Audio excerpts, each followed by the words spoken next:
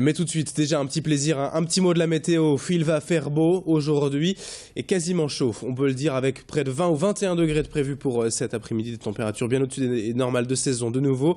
Le vent en fait va affaiblir petit à petit. Les températures vont remonter. Parfois quelques nuages d'altitude, mais un vrai beau ciel bleu bien dégagé toute la journée. On en reparle avec la météo après le flash.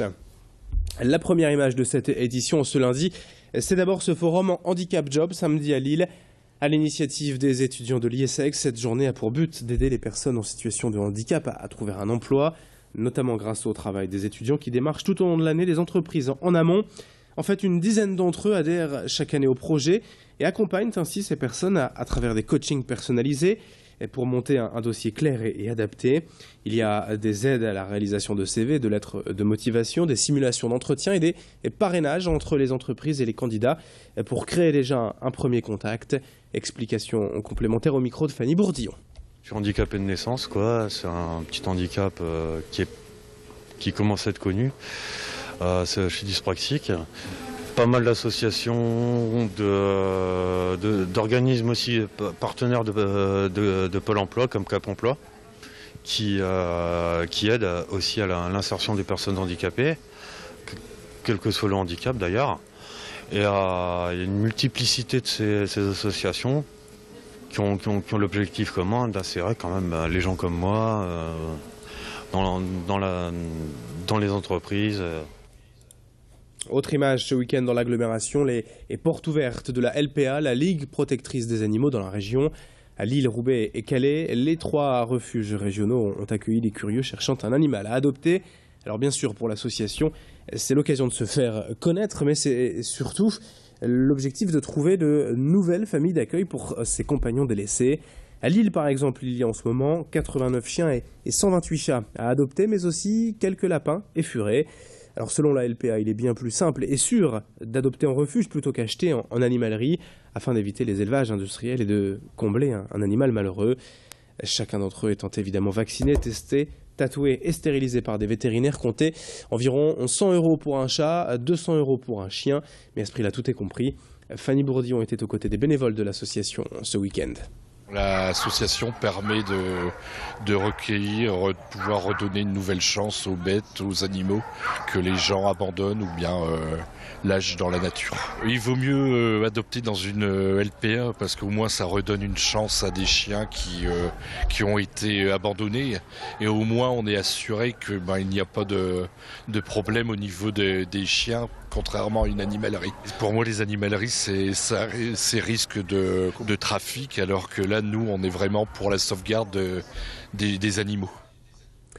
7h18 en direct sur Grand Lille TV dans cette édition également. On découvre ensemble le nouveau studio numérique de l'ONL, le premier orchestre en Europe à se doter d'un tel outil. Un studio du 21e siècle entièrement connecté qui offre des possibilités de développement considérables pour l'orchestre lillois. À Lille, samedi, la grande première s'est faite lors d'une représentation de Piccolo Saxo et compagnie, diffusée en direct, en streaming dans la grande salle. C'est l'une des possibilités offertes par ce studio, la captation et la diffusion d'événements avec un son parfaitement restitué. Il y a aussi l'assistance à la création musicale et un pôle de formation aux techniques numériques qui est prévu. On écoute les explications de Pierre Le Saintignon, vice-président de la région, au micro de Fanny Bourdillon. C'est un moment que nous attendions depuis longtemps, que la région a souhaité, pour doter l'ONL d'un studio numérique qui n'existe nulle part ailleurs en France et qui a pour objectif de numériser les œuvres aussi bien dans les répétitions que dans un concert et de permettre ainsi de porter ces concerts partout où ceux qui ne peuvent pas l'entendre seront. Je pense aux enfants, je pense aux étudiants, je pense aux gens qui sont malades dans les hôpitaux, je pense aux gens qui sont en prison, partout où la culture peut venir s'inviter. Et pour nous, c'est une question très importante. Et puis une autre image aussi pour terminer, pour vous présenter surtout le dernier bar avant la fin du monde à Lille. Après une première édition à Paris, le concept de bar geek vient d'ouvrir donc dans la capitale des Flandres. Et ici se rassemblent toutes les passions des cultures de l'imaginaire, jeux de rôle et jeux de société, littérature fantastique, jeux vidéo. Bref, l'univers ici est bien identifié, l'imaginaire à la part belle, avec notamment la carte, ses menus et cocktails aux recettes étonnantes. Ce lieu atypique est aussi propice aux rencontres, aux échanges pour présenter et des créations avec une bibliothèque, une ludothèque et un espace scénique. Bref, n'hésitez pas à aller découvrir le dernier bar avant la fin du monde. Fanny Bourdillon s'y est rendue pour Grand Lille TV. On retrouve au dernier bar toutes les cultures de l'imaginaire, du coup le jeu vidéo, le jeu de société, la bande dessinée, les comics, les mangas. Et on est le petit frère, on est la planète satellite du dernier bar avant la fin du monde à Paris, qui a été créé en 2012, donc 3 ans plus tard, celui de Lille arrive. Lille, c'est tout simplement une des villes les plus porteuses sur la communauté geek. Autant dans le jeu de rôle, dans le grandeur nature, que dans le jeu de société et dans le jeu vidéo. On a quand même des entreprises qui ont beaucoup de poids dans la région à ce sujet-là. Et c'est une ville où le bar a une culture très forte. Un peu de sport aussi pour terminer avec la victoire hier du LOSC en Ligue 1. Dominé Bordeaux, les Lillois, 2-0, victoire en 33e journée de championnat. Victoire également en LMR, c'était le début des playoffs de Fédéral 1 ce week-end pour les rugbyman lillois. Et victoire à l'extérieur à Oloron-Sainte-Marie 21-16. Et puis je vous le rappelle aussi, la qualification de l'ESBVA vendredi soir à Montpellier pour la finale du championnat de France de basket féminin. Une première dans l'histoire du club.